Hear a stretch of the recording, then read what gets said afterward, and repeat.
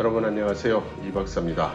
미중 무역 전쟁이 한참이던 작년 중국의 GDP 성장률을 정확히 예측을 해서 유명해진 중국의 안신증권 수석 이코노미스트 까오산원이 작년 11월 27일에 내부에서 가진 강연에서 중국은 금년부터 시작해서 10년 동안 GDP 성장률을 어떻게 해서든 4%를 유지하고 가능하면 5%를 쟁취해야 된다. 이렇게 발언한 적이 있었습니다. 그런데 그것은 이번 팬데믹이 발생하기 이전의 일이었죠.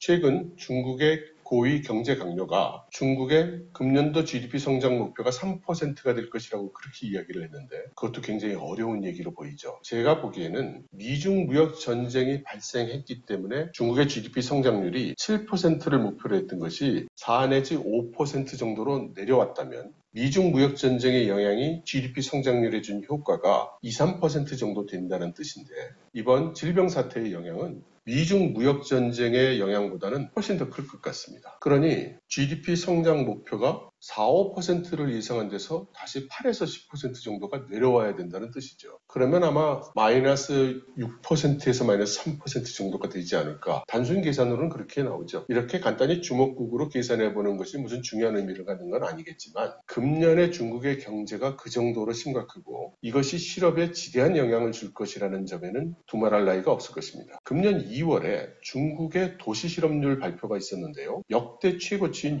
6.2%였습니다. 중국에서는 도시 실업률이라는 이름을 쓰는데 그것은 과거에는 실업률을 계산할 때 농민의 경우 상당수가 농민공이라는 형식으로 도시 지역에 나와서 일을 하고 있음에도 불구하고 전혀 통계의 대상으로 삼지 않고 모두 농민으로 취업한 것으로 계산을 했기 때문에 지적을 많이 받았던 것이죠. 그래서 이름을 바꿨습니다. 도시 실업률이라고 말이죠. 이 실업률 추이를 보면 이번 질병 사태가 일어나면서 도시 봉쇄를 한 영향으로 실업률이 급증을 했습니다. 이렇게 급증한 것 자체는 매우 자연스럽게 현실을 반영한 것으로 보이지만 사람들은 6.2%라는 숫자가 정확한 거냐, 제대로 실상을 반영한 거냐 이런 논쟁은 아직도 나오고 있죠. 일단 그래서 중국의 실업률 계산을 한번 점검을 해보겠습니다. 정확한 실업률을 계산하기 위해서는 소스 데이터가 확보가 돼야 되겠지만 그렇지 못하니까요. 관계 있는 데이터로부터 한번 크로스 체크를 해보도록 하겠습니다. 먼저 인구에 따른 생산 가능 인구를 확인해 보도록 하겠습니다. 생산 가능 인구라는 것은 보통 15세에서 64세 이 정도까지의 연령대를 생산 가능 인구로 보죠. 그럼 중국 인구를 보면 작년 말 기준으로 14억 명을 돌파를 했습니다.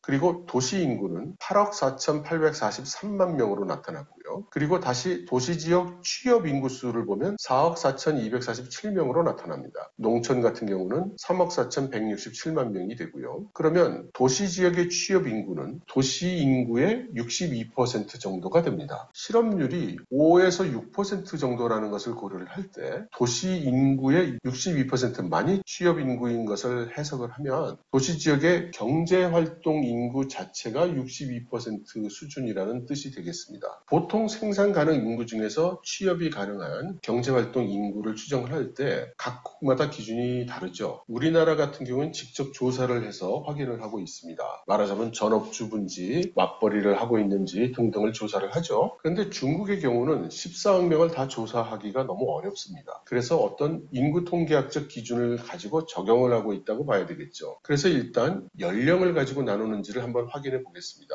왜냐하면 15세부터 64세 이렇게 통계를 잡고 있는데 15세, 16세가 본격적으로 일을 한다고 생각하기는 어렵죠. 그래서 고등학교를 졸업하거나 대학을 졸업하거나 그리고 정년이 60세거나 65세거나 그래서 대충 23세부터 65세 사이 이 정도로 가정을 해보면 23세 이하의 인구 비율을 대충 매 연령마다 비슷한 인구수가 있다고 가정을 해보면 해당 인구의 비중은 약 84.3%가 나옵니다. 그러면 경제활동 가능 인구가 7억 1,400만 명 정도가 나오죠. 그러면 취업 인구가 4억 4,200만 명이니까 그 격차가 꽤 큽니다. 거꾸로 23세에서 시작해서 몇 살 정도까지 일한다고 보면 이 정도 취업 인구가 나올까 이렇게 계산을 해보면 30.9세, 31세 정도가 나옵니다. 그렇다면 이 연령 기준은 상식적으로 경제활동 인구를 추정하는 기준으로 쓰기는 어렵다는 뜻이 되죠. 그래서 한번 성별로 나누어 보았습니다. 2019년도 기준으로 봤을 때 남성이 7억 1,527명, 여성이 6억 8,433 478명입니다. 그래서 남성 인구의 비율이 51.1%입니다. 그래서 도시 인구 8억 4,800만 명의 이 남성 인구 비율을 적용해보면 4억 3,300만 명이 돼서 중국 정부가 발표하고 있는 취업 인구 4억 4,247만 명과 유사하게 됩니다. 물론 이 수치가 비슷하다고 해서 중국에서는 전부 남자만 일한다 이렇게 생각할 수는 없죠. 그리고 중국 정부가 보조적인 데이터가 있어서 예를 들면 우리나라 4대 보험에 해당되는 사회보험에 가입한 사람의 수라든가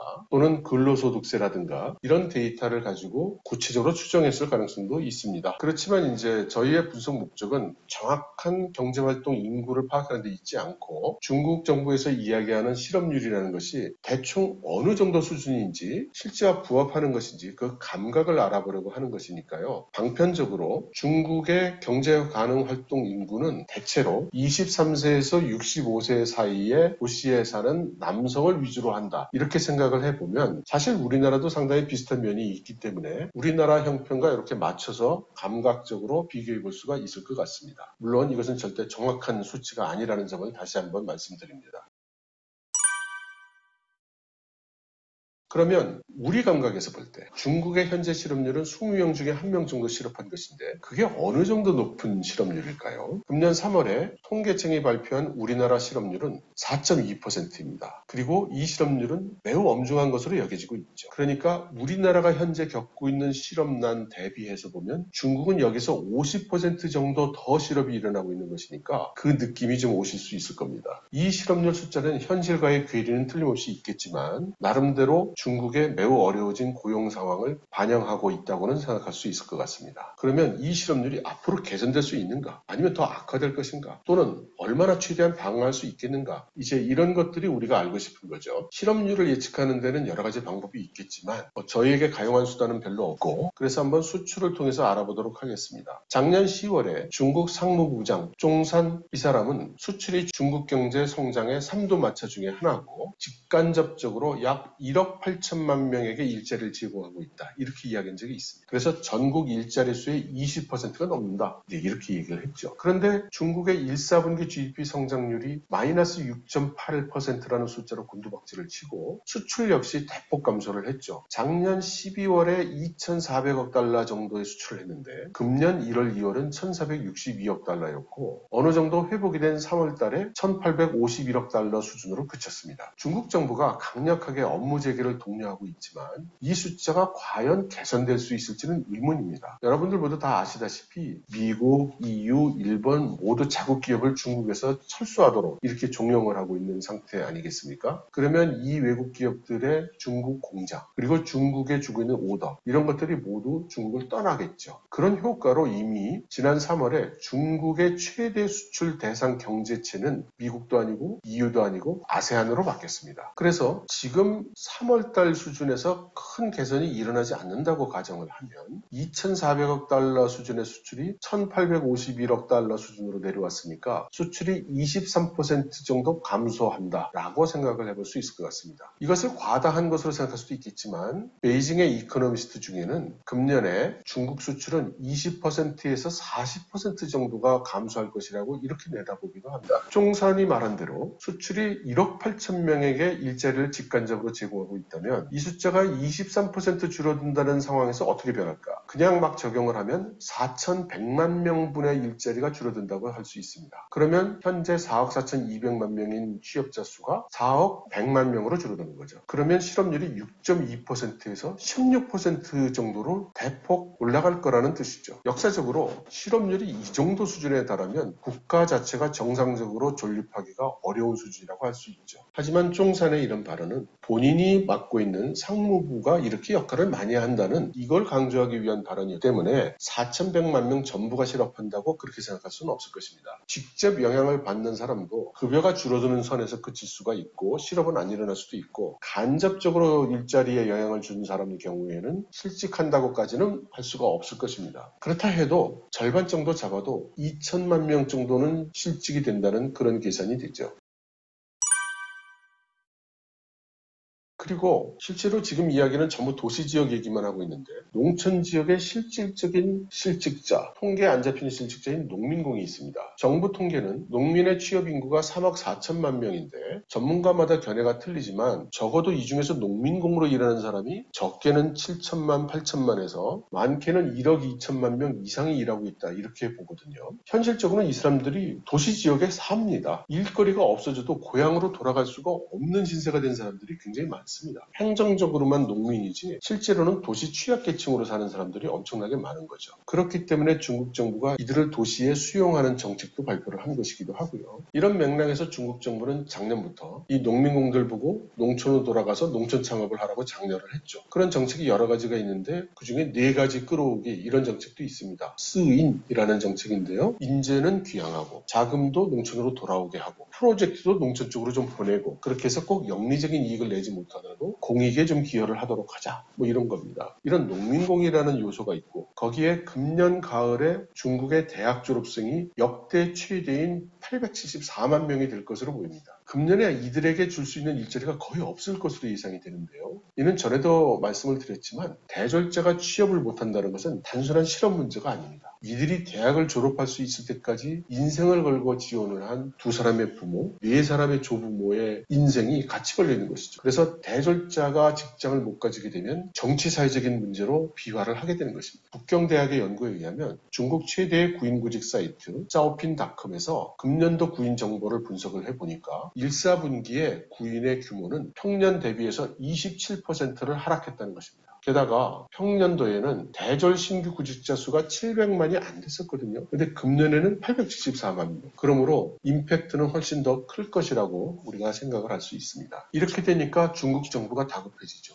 특히 리커창 총리의 경우에는 이 신규 대학 졸업자들을 위한 일자리 창출을 여러 번 강조를 해오고 있습니다. 그만큼 신경을 쓰고 있다는 뜻이죠. 그런데 꼭 연결된 일인지는 모르겠으나 최근에 중국 정부가 대졸자 남성들을 대상으로 해서 군 입대를 전제로 한 신청서를 내게 했습니다. 이것은 꼭 군 입대를 하는 것은 아니고 만일의 경우를 생각해서 조사하고 받는 것이다 라고 했는데요. 뭔가 좀 찜찜하죠. 그리고 산즈 이후라는 프로젝트가 있습니다. 이게 뭐냐면 대학 졸업생 중에 선발을 해서 농촌, 산골 막 이런 데로 보내서 일을 시키는 겁니다. 2년 동안 일을 시키고요. 아주 최소한의 돈만 받고 일을 하게 합니다. 일종의 사회봉사로 시키는 거예요. 문화대혁명 당시에 하방 이런 거하고 비슷합니다. 그렇게 해서 사회주의 실현을 위한 애국심을 고취시켜서 젊은 청년들을 매년 2만 명을 그렇게 농촌으로 보내고 있는 것입니다. 벌써 한 5년 정도 계속이 됐고요. 그리고 2년 동안 고생을 하고 나면 그 현지에 있는 정부에서 고용을 하거나 할 때 우선적으로 좀 고용을 하고 공산당에 입당을 하려고 하면 그것도 좀 배려를 해주는 이런 정책을 취하고 있죠. 그런데 이 산즈 이후 이 프로젝트가 요즘 또 언론에 자주 나오기 시작하고 있는 것입니다. 이게 모두 자연스러운 흐름이 아니고 중국식으로 표현하면 메이반파더 반파 방법이 없는 상황에서의 방법처럼 보여지는 것입니다. 그러면 정작 채용을 해야 되는 중국 기업들의 실정은 어떤지 말씀을 드리도록 하겠습니다. 여러분들 그 중국의 구글인 바이두 여기서도 대규모 감원을 시작하고 있고요. 특히 신규 프로젝트로 열정적으로 추진해오던 오토파일럿 부분에서 많은 수의 감원이 일어나고 있다고 하는데 그 이유가 어느 자동차 회사도 바이두가 설계하는 이 오토파일럿 자동차를 생산하겠다는 데가 없기 때문이라고 합니다. 양산을 안 하겠다는 거죠. 그만큼 시장이 어렵다고 보는 겁니다. 텐센트, 디디, 주식 유명한 중국 기업들이 다 감원을 하고 있는데요. 여기 대표적인 감원 사례들을 보여드리겠습니다. 이렇게 보여드린 중국 회사들은 정말 중국 안에서는 내노라 하는 회사들이었습니다. 그런데 이 내노라 하는 회사들이 모두 이렇게 감원을 하고 있는 것입니다. 그러니 금년에 졸업하는 대학생들이 취업을 할 수 있을지 정말 의문이 아닐 수 없죠. 이렇게 기업의 감원은 곧바로 실업의 증가로 이어지는데 그렇게 되면 근로자들을 대상으로 해서 장사하는 사람들도 직격탄을 받게 되죠. 길거리 장사하는 소상공인들은 말할 것도 없고 중국에서는 매우 특이한 일인데 광동성에서 음식점을 하는 사람들이 유명한 배달앱 메이트환에 대해서 집단 항의를 해서 화제가 되고 있습니다. 이 사건은 우리나라의 음식점 하시는 분들이 것이 배달의 민족에게 집단 항의한 것과 매우 유사한데요. 중국의 경우는 이런 집단 항의가 잘 일어나지 않기 때문에 아주 특이한 케이스라고 할 수 있습니다. 광둥성의 이 음식점 업주들이 항의한 것은 이 웹서비스의 수수료가 너무 높다는 겁니다. 지금 요식업자들은 재료값은 오르고 경쟁은 심해지고 사람들이 음식점에 오지를 않고 그래서 배달에 의존을 해야 되는데 배달앱 회사는 소비자들의 배달을 통한 음식 요청은 많아지니까 점점 더 돈을 많이 벌게 되면서 수수료는 엄청난 폭리를 취하고 있어서 음식점 업자는 다 지금 죽게 생겼다. 이런 것입니다. 기사 내용에 따르면 메이탄이 떼고 있는 수수료가 27%나 된다고 하니까 이건 정말 폭리 중에 폭리가 아닌가 싶습니다. 지금 음식점뿐만 아니라 중국에서 유통하시는 사람들, 중국에서 소매업하는 사람, 도매업하는 사람, 서비스하는 사람 지금 다 아우성입니다. 중국 정부는 의무적으로 업무 재개를 하도록 거의 강요를 하다시피 하고 있죠. 그런데 막상 점포문을 열면 손님은 없고 임대료는 나가고 게다가 직원들 급여까지 다 줘야 되는데 결국 어떻게 되느냐면 폐업으로 지금 몰리고 있고 폐업을 안 한다 하더라도 직원들을 해고하지 않을 수 없는 그런 상황으로 가는 것입니다. 전에 한번 소개를 해드린 중국 재정과학연구원의 보고가 다시 한번 생각나는 그런 장면입니다.